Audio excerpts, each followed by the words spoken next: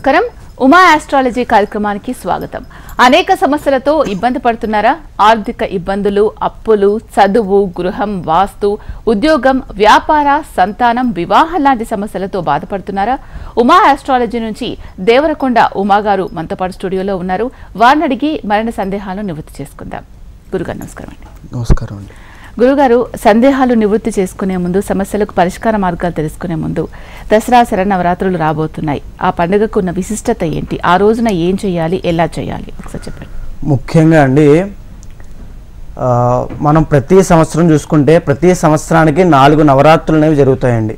ముఖ్యంగా మొదటిది చైత్ర మాసము, తరువాత ఆషాఢ మాసము, ఆశ్వాయుజ మాసము, తరువాత మాఘ మాసము. ఇందులో కూడా శాస్త్రం చెప్పినటువంటిది, ఏ మాసములో అయితే పౌర్ణమికి మొదటి నక్షత్రమైన అశ్విని నక్షత్రం ఉంటుందో ఆ మాసము చాలా శక్తివంతమైనది. ఆ మాసంలో కాస్మిక్ ఎనర్జీ అంటే శక్తి అనేది ఉత్పన్నం ఎక్కువ అవుతుందని ఒక శాస్త్రవచనం అండి. అంటే మనం చూసుకున్న నవరాత్రి 4 మాసాలలో కూడా ముఖ్యంగా చైత్ర మాసంలోనూ తరువాత వచ్చేటువంటి ఈ శరన్నవరాత్రి ఆశ్వేజ మాసంలో మాత్రమే ఒక పౌర్ణమికి అశ్విని నక్షత్రం ఉండడం అనేది జరుగుతుంది. కాబట్టి రాబోయేటువంటి శరన్నవరాత్రి మహోత్సవములు, శరన్నవరాత్రి ఉత్సవములు ఇవన్నీ కూడా చాలా విశేషంగా చేసినట్లయితే ఎంతో గొప్ప ఫలితాన్ని పొందుతారు. ఈ యొక్క నవరాత్రి సందర్భంలో ఎవరు ఎలాంటి పూజ చేసినా, ఎలాంటి మంత్రజపం చేసినా, ఎలాంటి పరిహారం చేసినా సరే వెంటనే శీఘ్ర ఫలితాలు పొందుతారు. ఎందుచేత అంటే ఈ యొక్క నవరాత్రిలో ఉండేటువంటి శక్తి అలాంటిదండి. సో ఈ యొక్క నవరాత్రి ప్రతి ఒక్కరూ కూడా, ఇంట్లో స్త్రీలు అవ్వచ్చు, పురుషులు అవ్వచ్చు, అందరూ కూడా కలశస్థాపన చేసి మంత్రజపమో లేకపోతే దైవారాధనో దేవతార్చనో చేసి ఖచ్చితంగా, ఎందుచేత అంటే నా దగ్గరికి వచ్చేటువంటి జాతక దోషాలు నివృత్తి చేసుకోవడానికి వచ్చేటువంటి చాలామంది ఎంతోమంది దగ్గరికి తిరిగి అలసిపోయి లాస్ట్ ఆప్షన్ కింద నా దగ్గరికి వస్తూ ఉంటారండి. చూద్దాం, లాస్ట్ హోప్ అనేది చూస్తూ ఉంటారు. సో అలాంటి పరిస్థితుల్లో వాళ్ళకి ఏదో విధంగా మనం ఆ యొక్క పరిహారం అనేది చేయకపోతే వాళ్ళకి దేవుడే లేడనేటువంటి ఒక వైరాగ్యమో లేకపోతే దేవుడే లేడని విరక్తి పుట్టడమో జరుగుతుంది. కాబట్టి శాశ్వతమైన పరిష్కారం అందించడం కోసము లక్ష్మీ గణపతి ఆధ్యాత్మిక సేవాపీఠం ద్వారా నేను ఈ యొక్క శరన్నవరాత్రి మహోత్సవాల్లో ఎలాంటి సమస్యలు ఉన్న వాళ్ళకైనా సరే, అది ఎంతటి దీర్ఘమైనటువంటి సమస్య అయినా, ఎంతటి క్రానిక్ డిసీజెస్ అయినా, అంటే ఆరోగ్య సమస్యలైనా సరే పాశుపతపూర్వకంగా ఈ యొక్క శరన్నవరాత్రోత్సవంలో విశేషంగా చేయడం వల్ల శీఘ్ర ఫలితాలు పొందుతారు. కాబట్టి ప్రతి ఒక్కరూ ఉపయోగించుకుంటారు, సద్వినియోగం చేసుకుంటారని చెప్పడం కోసమే ఈ యొక్క విషయం అండి. ఓకే, దసరా శరన్నవరాత్రులు ఆ రోజుల్లోనే ఎందుకు చేయాలి? ప్రత్యేకించి ఏమైనా విశిష్టత ఉంటుందా ఆ సమయానికి? ప్రతి విశేషత అంటే అండి, ఇప్పుడు మనం చూసుకుంటే మన జ్యోతిష శాస్త్రంలో కానీ హైందవ ధర్మంలో కానీ ప్రతి సమయానికి, ప్రతి తిథికి, ప్రతి వారానికి, ప్రతి దానికి, ప్రతి పదార్థానికి ఒక విశేషత, ఒక ప్రాధాన్యత అనేది ఉందండి. చాలామంది బయట వాళ్ళు మన హైందవ ధర్మం యొక్క విశిష్టత తెలియని వాళ్ళు, మూలం తెలియని వాళ్ళు ఏమంటూ ఉంటారంటే, ఏదైతే ఏంటి, దేవుణ్ణి దేవతని ఏ రోజున ఆరాధన చేస్తే ఎలా ఏంటి, దేవుడు ఎక్కడైనా చెప్పాడా అంటూ ఉంటారు. సో ఇక్కడ మనం సమయం కనుక, కేవలం ఒక చిన్న ఉదాహరణతో చెప్తానని, సమయం కనుక గమనించినట్లయితే ఇప్పటికీ సైన్స్లో సైంటిఫిక్గా అవైలబుల్గా లేదండి. ఈ యొక్క సైన్స్ అనేది ఒక రోజు 24 గంటలు ఉంటే ఆ 24 గంటలో మనిషికి ఏది మంచి చేస్తుంది, ఏది చెడు చేస్తుంది, ఏది రాహుకాలము, ఏది యమగండ కాలము నిర్ణయించేటువంటి సైన్స్ అనేది ఇప్పటికీ డెవలప్ అవ్వలేదు. కానీ కేవలం మన హైందవ ధర్మము, కేవలం మన సనాతన ధర్మంలో మాత్రమే అంతటి సైన్స్ ఎప్పుడో డెవలప్ అయ్యి ఉంది. కేవలం మన సమయం కనుక గమనించినట్లయితే ఎప్పుడో పూర్వీకులు ఎప్పటి నుంచో వస్తుంది. మీరు ఎప్పుడు గమనించండి, బ్రహ్మ ముహూర్తము అంటారు. ఈ యొక్క బ్రహ్మ ముహూర్తము చాలా శక్తివంతమైంది. ఈ విషయం కనుక మనం ఎవరికైనా చెప్పినట్లయితే ఏం శక్తివంతమైందిలే, ఇలాగే చెప్తారులే అంటారండి. మొన్నటికి మొన్న సైంటిఫికల్గా ఇస్రో వాళ్ళు, నాసా వాళ్ళు డిక్లేర్ చేసింది, బ్రహ్మ ముహూర్తంలో విపరీతమైనటువంటి కాస్మిక్ ఎనర్జీ, పాజిటివ్ ఎనర్జీ ఉండడం వల్ల ఆ సమయంలో ఏది ప్రారంభం చేసినా, ఏది పని మొదలుపెట్టినా, ఒక ధ్యానం చేసినా, ఒక మంత్రం చేసినా విపరీతమైన ఫలితాలు వస్తాయని చెప్పి డిక్లేర్ చేసిన తరువాత అప్పుడు మన వాళ్ళు కూడా ఓహో హైందవ ధర్మం చెప్పింది నిజమే అనుకుంటూ ఉంటారు. కాబట్టి మన పూర్వీకులు కానీ, మన పురాణాలు కానీ, మన శాస్త్రాలు కానీ చెప్పినటువంటి అక్షర సత్యాలు. ఈ యొక్క శరన్నవరాత్రి అత్యంత శక్తివంతమైనది.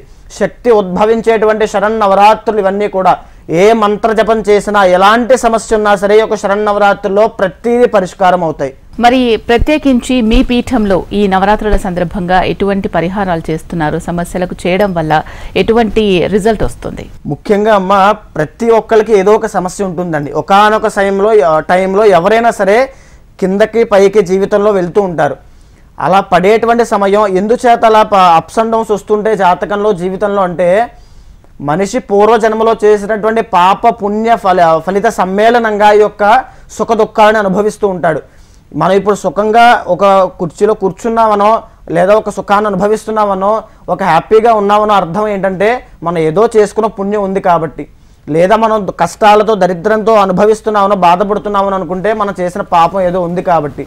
ఈ యొక్క పాప పుణ్యాలనే సమ్మేళనమే యొక్క సుఖ దుఃఖాల యొక్క ఫలితం. కాబట్టి ముఖ్యంగా మనం చేయాల్సింది ఏంటంటే పాపాన్ని నివృత్తి చేసుకోవాలి. ఏదైతే మనం బాధ అనుభవిస్తున్నామో దానికి మూలం ఏంటి, అంటే మూలం ఏంటి అని అంటే మనం ఏ కర్మ వల్ల ఈ యొక్క బాధను అనుభవిస్తున్నామో గమనించి దానికి తగ్గ పరిహారం చేయడం వల్ల ఆ పాపం నిష్కృతి అవ్వడం వల్ల వెంటనే మనం అనుభవించేటువంటి దరిద్రం అంతా పోతుంది.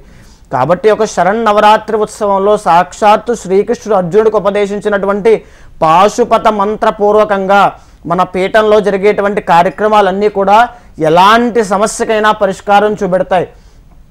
కొంతమంది ఉద్యోగంతో బాధపడుతూ ఉంటారు, అంటే ఉద్యోగ సమస్యలతో బాధపడుతూ ఉంటారు, కోర్టు సమస్యలతో బాధపడుతూ ఉంటారు. ఇవాళ కోర్టు చుట్టూ తిరుగుతూ లేకపోతే పోలీస్ స్టేషన్ చుట్టూ తిరుగుతూ ఎంతోమంది న్యాయం వాళ్ళ వైపు ఉన్న, ధర్మం వాళ్ళ వైపు ఉన్న ఇబ్బంది పడే వాళ్ళు ఎంతోమంది ఉన్నారు. వాళ్ళందరికీ కూడా శాస్త్రం చెప్పినటువంటి శాశ్వతమైన పరిష్కారము విజయ పాశుపత హోమము. ఎవరైతే ఎలాంటి ఇబ్బందులతో బాధపడుతున్నారో వాళ్ళు ఒక్కసారి వచ్చి విజయ పాశుపత హోమం కనుక చేసినట్లయితే, నేను ఇచ్చిన మంత్రాన్ని ప్రతినిత్యము ఆ యొక్క సంఖ్య ఆధారంగా జపం చేసినట్లయితే తొందరలోనే ఆ యొక్క కోర్టు సమస్యల నుంచి, ఆ యొక్క తగాదాల నుంచి, కలహాల నుంచి ప్రతి ఒక్క దాని నుంచి విముక్తి పడి బయటకు వచ్చి చాలా సంతోషంగా ఉంటారండి. ఇలాగ ప్రతి సమస్యకి అండి, ఇప్పుడు మనం కోర్టు సమస్య కోసం చూసుకున్నాం. నెక్స్ట్ వచ్చేసి చాలామంది భూ వివాదాలండి. ఒక ల్యాండ్ సమస్య తీసుకుంటే కనుక, అంటే ఒక స్థలం కొంటారు, ఒక ఇల్లు కట్టుకుందాం అనే ఉద్దేశంలో ఒక స్థలం కొంటారు, కానీ దాన్ని ఎవరైనా ఆక్రమించడమో లేకపోతే అది ఏదైనా ఒక కోర్టులో ఇరుక్కుపోవడమో ఇబ్బంది పడుతూ వాళ్ళ పిల్లలకి, వాళ్ళ వంశానికి వాళ్ళ ఆస్తి చెందదేమో అని బెంగ పెట్టుకుని ఎంతోమంది నా దగ్గర వచ్చి బాధపడుతూ ఉంటారు. వాళ్ళందరికీ కూడా ఇవాళ శాశ్వత పరిష్కారం ఏమిటంటే ఈ యొక్క శరన్నవరాత్రి ఉత్సవాల్లో భాగంగా రండి, ఒక్కసారి కలవండి. భూవరాహ పాశుపత హోమం కనుక చేసినట్లయితే, ఏదైతే భూవరాహ పాశుపత హోమం ఉంటుందో చాలా శక్తివంతమైనది. భూ వివాదాలకే కాదు, వరాహస్వామి యొక్క పరిపూర్ణ అనుగ్రహము, ఏదైతే డబ్బులు చంచలమైనటువంటి డబ్బులు నిలబడట్లేదని బాధపడుతున్నారో వాళ్ళకు కూడా ఉపయోగపడుతుంది వరాహ హోమము. తర్వాత యొక్క భూవరాహ హోమం చేసిన ప్రతి ఒక్కరికి కూడా భూ వివాదాలన్నీ పరిష్కరింపబడతాయి. ఇది అక్షర సత్యము. తర్వాత అనేక సమస్యలకి అనేక పరిష్కారాలు, అనేక పాశుపతాలు అనేవి వివరంగా చెప్పబడ్డాయండి. గురుగారు, మీరు ఎంతో మందికి ఎన్నో సమస్యలకు పరిహార మార్గాలు, పూజా కార్యక్రమాలు చేస్తూ ఉన్నారు. ఇవన్నీ కూడా అసలు పనికొస్తాయంటారా, వాళ్ళకు ఉపయోగపడతాయంటారా? మీరు చేసే పరిహారాలు కావచ్చు, పూజలు కావచ్చు. ఎంతో మందికి చూసేటువంటి ప్రేక్షకులకు కూడా ఈ యొక్క అనుమానము, ఒక డౌట్ అనేది ఉంటుందండి, ప్రతి ఒక్కరికి ఉంటుంది. అయితే ఇవాళ నేను చెప్పబోతున్నానండి, ప్రతిదీ కూడా మంత్ర ప్రభావము.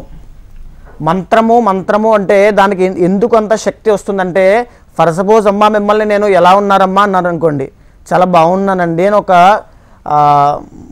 మాట్లాడతారు. లేదు నేను ఒక పరుషంగా మిమ్మల్ని ఏదో ఒక మాట తిట్టాను అనుకోండి, మీ మనసులో లేదా యొక్క మీ ముఖ కవలికలలో ఒక మార్పు అనేది కనబడుతుంది, ఒక కోపమో ఒక బాధో కనబడుతుంది.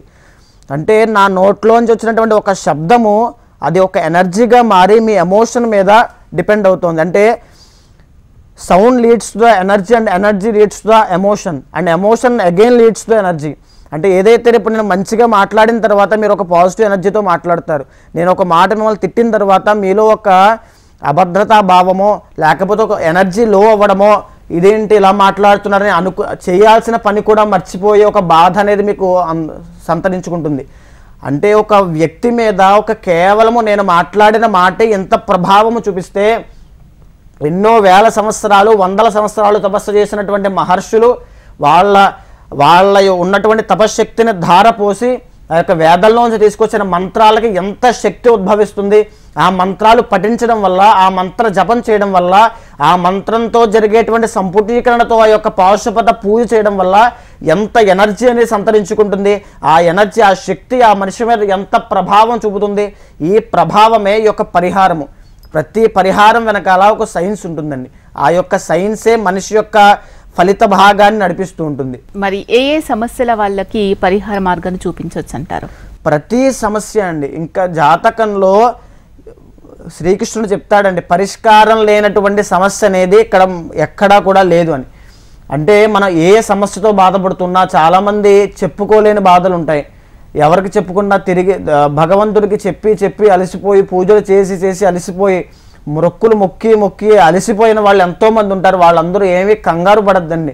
మనం చేసినటువంటి పాప కర్మ ఎక్కువగా ఉన్నప్పుడు, మనం చేసేటువంటి పూజా ఫలితం తక్కువగా ఉన్నప్పుడు రిజల్ట్స్ రావడం కొంచెం టైం పడుతుంది. కానీ మనం చేసేటువంటి పూజ మంత్రము అంతా సక్రమంగా చేస్తే ఖచ్చితంగా నిర్దిష్టమైనటువంటి సమయంలో మీకు ఆ ఫలితం అనేది ఖచ్చితంగా అంది తీరుతుంది.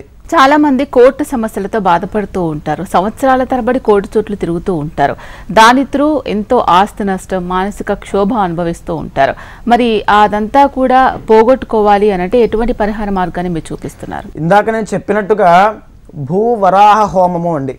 ఈ యొక్క హోమం ఎంత శక్తివంతమైందంటే, ఎవరైనా కోర్టు సమస్యలతో బాధపడుతూ ఉన్నా, ల్యాండ్ డిస్ప్యూట్స్తో బాధపడుతూ ఉన్నా, వీళ్ళందరికీ కూడా చెప్పబడింది విజయ పాశుపతము, భూవరాహ హోమము.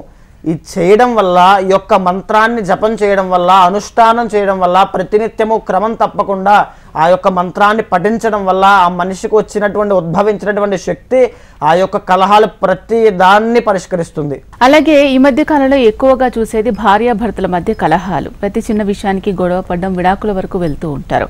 ఈ విధంగా కూడా వాళ్ళు మానసిక క్షోభను అనుభవిస్తూ ఉన్నారు. కుటుంబంలో కూడా కలహాలు ఎక్కువైపోతూ ఉన్నాయి. సో అది దాని నుంచి బయటపడాలన్నా, తిరిగి వాళ్ళు అన్యోన్యమైన దాంపత్య జీవితాన్ని గడపాలన్నా ఎటువంటి పరిహార మార్గం అవసరం? ఇక్కడమ్మ వివాహం చేసుకోవడము అంటే ఇద్దరు మనుషులు కలవడము, తద్వారా వంశము వృద్ధి చెందడము. కానీ ఏదో ఒక లోపం వల్ల, ఫర్ సపోజ్ కుజదోషం వల్ల, కాలసర్పదోషం వల్ల, కళత్ర దోషం వల్ల, మాంగళ్య దోషం వల్ల ఆ వరుడో వధువో లేకపోతే అమ్మాయో అబ్బాయో ఇబ్బంది పడుతూ, అది తెలియక వివాహం చేసుకున్న తరువాత దాంపత్యంలో అనేక సమస్యలు వచ్చి సంతానం కలగక, ఇద్దరి మధ్యలో అన్యోన్యత లేక, ఇద్దరికి అండర్స్టాండింగ్ కుదరక ఎన్నో సమస్యలతో బాధపడుతున్నప్పుడు శాస్త్రం చెప్పినటువంటి శాశ్వతమైన పరిష్కారమే దాంపత్య పాశుపత హోమము. ఇది అత్యంత శక్తివంతమైనది. ఈ యొక్క దాంపత్య పాశుపత హోమాన్ని కనుక ఈ యొక్క శరన్నవరాత్రి ఉత్సవాల్లో కనుక చేసినట్లయితే, ఎవరు దాంపత్య జీవితంలో ఇబ్బంది పడుతూ బాధపడుతున్నారో, ఎవరికి ఆ దాంపత్య సుఖం లేదో, ఎవరికి భార్యాభర్తల మధ్యలో ఇద్దరు గొడవలు అవుతున్నాయో, కలహాలు ఉద్భవిస్తున్నాయో, మిస్అండర్స్టాండింగ్ ప్రాబ్లమ్స్ వస్తున్నాయో, అనుమానము, ఇవన్నీ కూడా ఈ యొక్క జాతక దోషాల ద్వారానే ఉద్భవిస్తాయండి. ఒక్కసారి రండి, దాంపత్య పాశుపత హోమం చేసిన తర్వాత, నేను ఇచ్చిన మంత్రం జపం చేసిన తర్వాత వాళ్ళెవ్వరికీ కూడా దాంపత్య సమస్యలు అనేవి ఉండవు. చాలా మంది పిల్లల్లో అనేక కారణాల వల్ల త్వరగా అస్వస్థకు గురవుతూ ఉంటారు. వారి ఆరోగ్య పరిస్థితి ఎప్పుడు క్షీణిస్తూనే ఉంటుంది.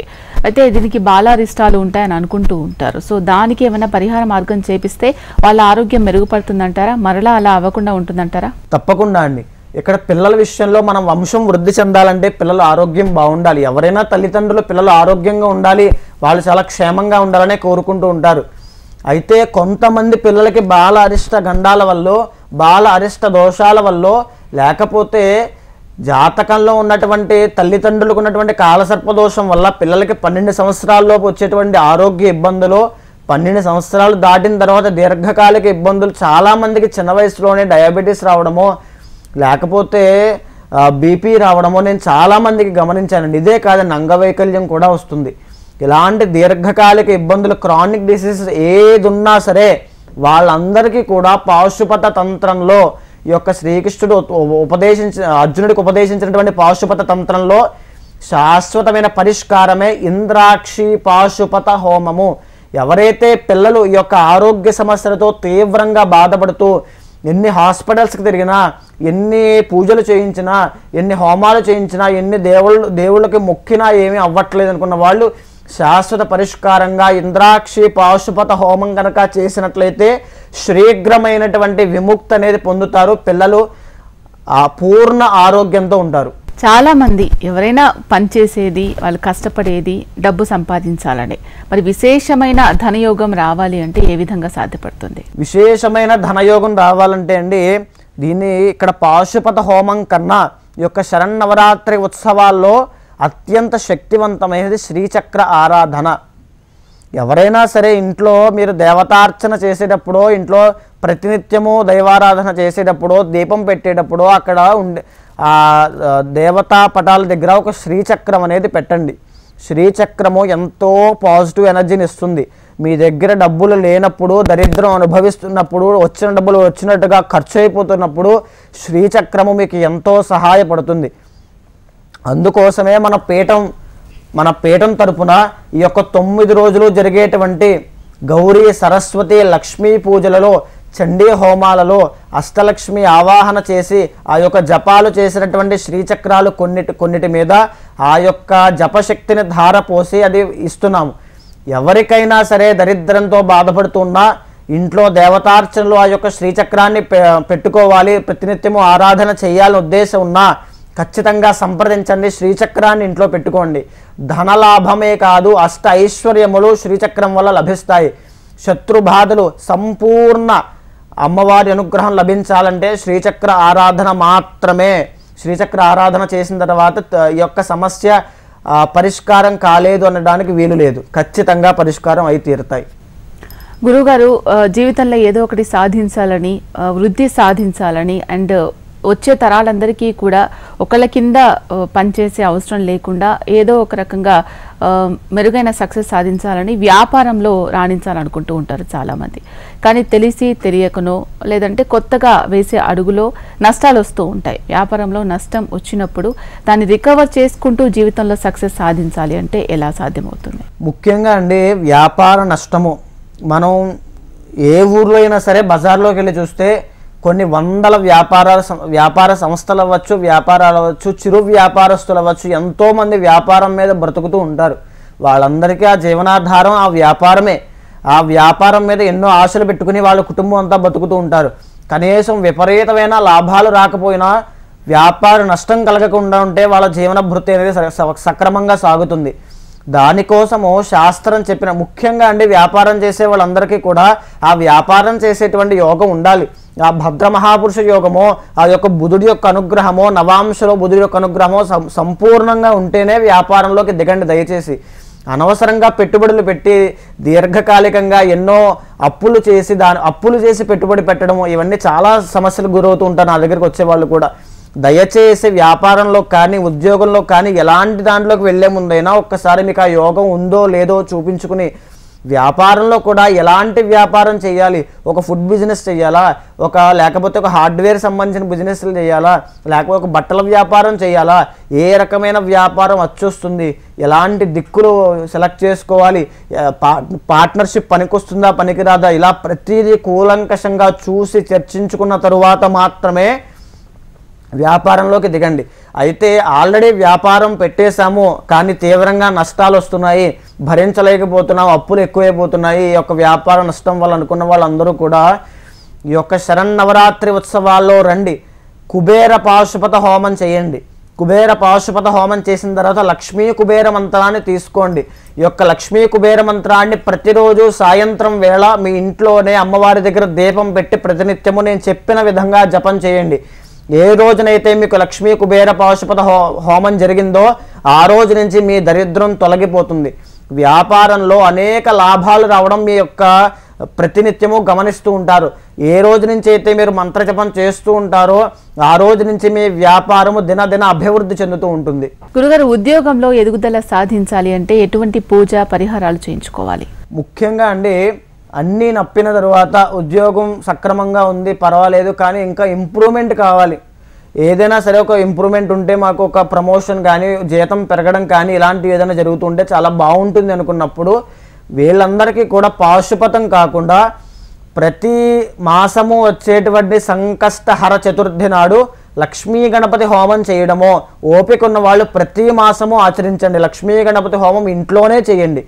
ఒకవేళ ఓపిక లేదు, లక్ష్మీ గణపతి హోమం ప్రతి మాసము మేము ఇంట్లో చేసుకునేంత స్తోమత లేదు అనుకునే వాళ్ళు దగ్గరలో ఉన్నటువంటి వినాయకుడి యొక్క ఆలయానికి వెళ్ళి అక్కడ ఎవరైనా లక్ష్మీ గణపతి హోమం చేస్తుంటే అక్కడ కూర్చోండి కనీసము. లేదా అది కూడా మీకు కుదరకపోతే, లక్ష్మీ గణపతి హోమము కుదరకపోతే సంకష్టహర చతుర్థి నాడు వినాయకుడిని ఎక్కువగా ఆరాధన చేయండి. మా యొక్క పీఠానికి సందర్శిస్తే మీకు మంత్రం ఇస్తాను, ఆ మంత్రాన్ని ప్రతి నిత్యము గణపతి మంత్రాన్ని జపం చేస్తూ ఆ యొక్క సంకష్టహర చతుర్థి నాడు వినాయకుడికి అభిషేకం చేయండి. కనీసము చాలా సింపుల్గా అయిపోతుంది ఈ యొక్క అభిషేకము. ఇది చేయడం వల్ల ఈ యొక్క ఉద్యోగంలో కానీ మీరు చేసేటువంటి వృత్తి రీత్యా గణపతి అనుగ్రహం ఉంటే వెంటనే శ్రేఘ్రముగా అభివృద్ధి అనేది కనబడుతుంది. గురుగారు, ఉద్యోగం చేస్తూ ఉంటారు, వ్యాపారం చేస్తూ ఉంటారు, డబ్బు చాలా సంపాదిస్తూ ఉంటారు, కానీ డబ్బు నిలబడదు వాళ్ళ దగ్గర. అలా అవ్వకుండా డబ్బు వాళ్ళ దగ్గరే ఉండేలాగా, వృద్ధి చెందేలాగా ఏం చేయాలంటారు? చాలామంది ఈ యొక్క సమస్యతో బాధపడుతూ ఉంటారండి.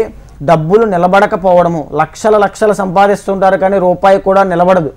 అలాంటి వాళ్ళందరికీ కూడా శాస్త్రం చెప్పినటువంటిది మహాలక్ష్మి హోమము. అంటే మహాలక్ష్మి ఎప్పుడు కూడా చంచల స్వభావంగా ఉంటుంది, ఎవరి దగ్గర కూడా నిలబడదు. అందులోనూ కొంతమంది జాతక దోషాలు ఉన్న వాళ్ళకి 12వ స్థానం కనుక ఎక్కువగా బలంగా ఉన్న వాళ్ళకి డబ్బులు అస్సలు నిలబడవు. వాళ్ళందరికీ కూడా జాతకంలో ఏదైనా సరే పరిష్కారం అండి. ఇప్పుడు నేను చెప్పేటువంటి పాశుపతాలు అయితే శాస్త్రబద్ధంగా అందరికీ వర్తిస్తాయి, కానీ ఈ యొక్క డబ్బులు నిలబడకపోవడం అనేటువంటి సమస్య కానీ ఇంకా జాతకంలో దీర్ఘంగా చూసిన తర్వాత మాత్రమే నిర్ణయించాలి. అంటే జాతకంలో నవాంశ చక్రంలో ఏ యొక్క స్థితిగతులు గ్రహాలు ఉన్నాయి, దశాంశ చక్రంలో ఎలాంటి స్థితిగతులు ఉన్నాయి, ఈ యొక్క డబ్బులు నిలబడకపోవడానికి మూలం ఎక్కడ బాధ పెడుతోంది ఈ వ్యక్తిని అని గమనించిన తర్వాత ఆ యొక్క గ్రహ అధిష్టాన దైవానికి వాళ్ళకి ఆరాధన చేసిన తర్వాత అందులోనూ ముఖ్యంగా ఒక మహాలక్ష్మి యంత్రాన్ని ఇస్తాను. మీ ఇంటి సింహద్వారానికి కానీ మీ ఇంటి దేవతార్చన చేసేటువంటి యొక్క ప్రదేశంలో కానీ ఒక యంత్రాన్ని ఉంచండి.